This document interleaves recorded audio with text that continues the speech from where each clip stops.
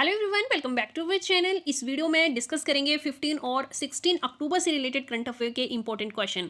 First question है इस video का, अंतर्राष्ट्रीय ग्रामीण महिला दिवस कब मनाया जाता है? अंतर्राष्ट्रीय ग्रामीण महिला दिवस हर वर्ष 15 अक्टूबर को सेलिब्रेट किया जाता है। इसी के साथ राष्ट्रीय महिला किसान दिवस भी 15 अक्टूबर को ही सेलिब्रेट किया जाता है। दोनों दिवस जो हैं वो आपको याद रखने हैं, अंतर्राष्ट्रीय ग्रामीण महिला दिवस और राष्ट्रीय महिला किसान दिवस। चलिए नेक्स्ट क्वेश्चन देखते हैं। हाल ही में विज्ञान मंत्रालय द्वारा केरल के किस जिले में एक्स बैंड रेडार लगाने की मंजूरी दी गई है? एक्स बैंड रेडार ये केरल के वायनाड जिले में लगाया जाएगा और इसको मंजूरी जो है हाल ही में विज्ञान मंत्रालय द्वारा दे दी गई है। ए ऑप्शन इसका सही आंसर है। एक्स बैंड रेडार की रेंज जो है वो 8 से 12 गीगाहर्ट्ज तक होती है और इसी के बीच ये काम करता है। भारत में 1950 के दशक में पहली बार मौसम रेडार का उपयोग किया गया था। पहला स्वदेशी एक्स बैंड रेडार जो है वो 1970 में दिल्ली में स्थापित किया गया था। क्योंकि क्वेश्चन एक्स बैंड से रिलेटेड है तो आपको ये भी पता होना चाहिए कि पहला स्वदेशी एक्स बैंड रेडार जो है वो कब लगाया गया था और कहाँ पे इसकी स्थापना की गई थी। केरल की बात करें तो केरल के कुल 14 जिले हैं और केरल का गठन जो है 1 नवंबर 1956 में हुआ था। इसकी लैंग्वेजेस बेसिस पे इसका गठन जो है 1 नवंबर 1956 में हुआ था। राजधानी केरल की है तिरुवनंतपुरम।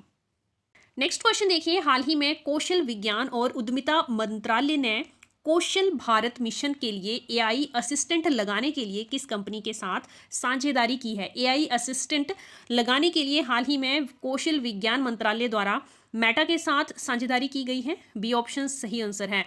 कौशल भारत मिशन, ये मिशन कब स्टार्ट किया गया था, क्या इससे रिलेटेड अदर इंपॉर्टेंट फैक्ट हैं वो भी चलिए देख लेते हैं।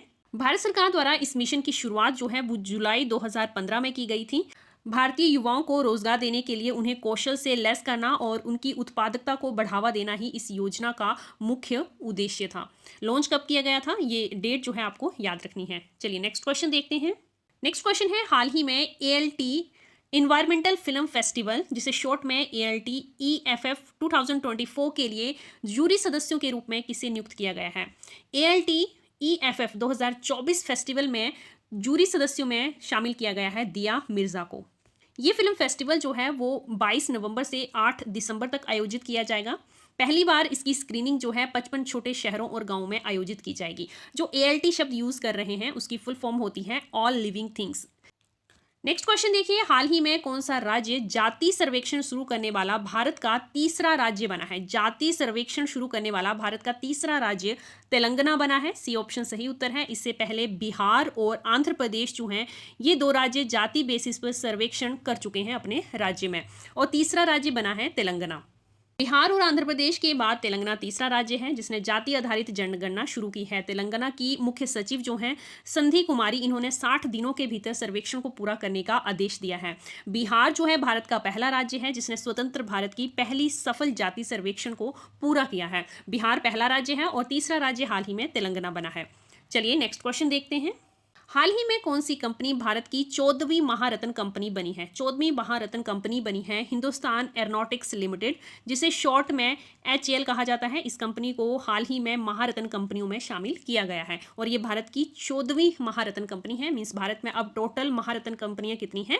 14। चलिए थोड़ा डिटेल में इस क्वेश्चन के बारे में डिस्कस करते हैं। महारत्न, नवरत्न और मिनी रत्न ये सार्वजनिक क्षेत्र के उद्यमों को दिया जाने वाला एक दर्जा है। इसको शुरू किया गया था 1997 में ताकि कंपनियों को एक विशेष दर्जा जो है भारत सरकार द्वारा दिया जा सके। भारत सरकार कुछ मापदंडों के आधार पर केंद्रीय सार्वजनिक क्षेत्र के उद्यमों को 3 श्रेणियों में डिवाइड करती है। पहला है महारत्न, नवरत्न और तीसरा है मिनी रत्न कंपनियां।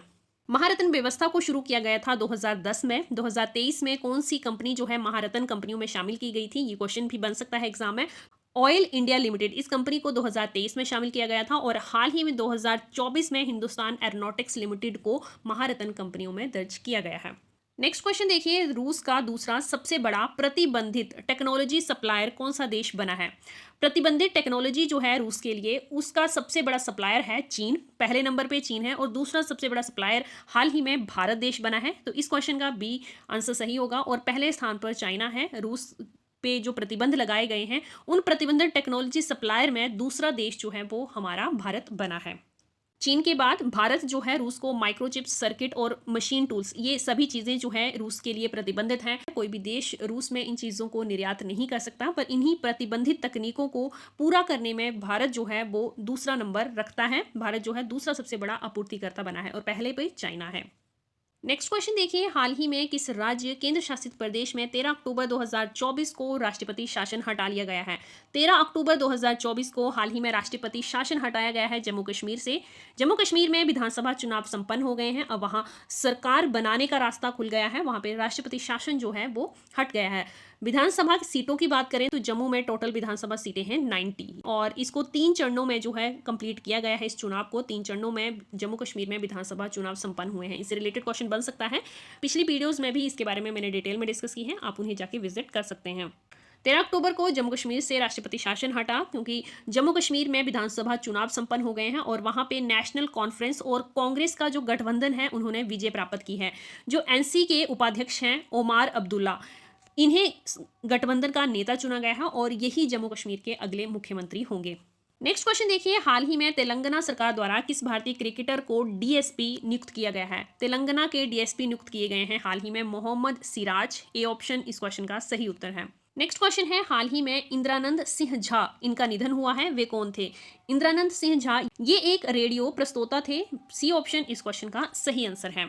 आज की करंट अफेयर वीडियो में बस इतना ही। आई होप ये वीडियो आपके लिए इन्फॉर्मेटिव रहे। वीडियो पसंद आए तो लाइक करना ना भूलिए। Thanks for watching.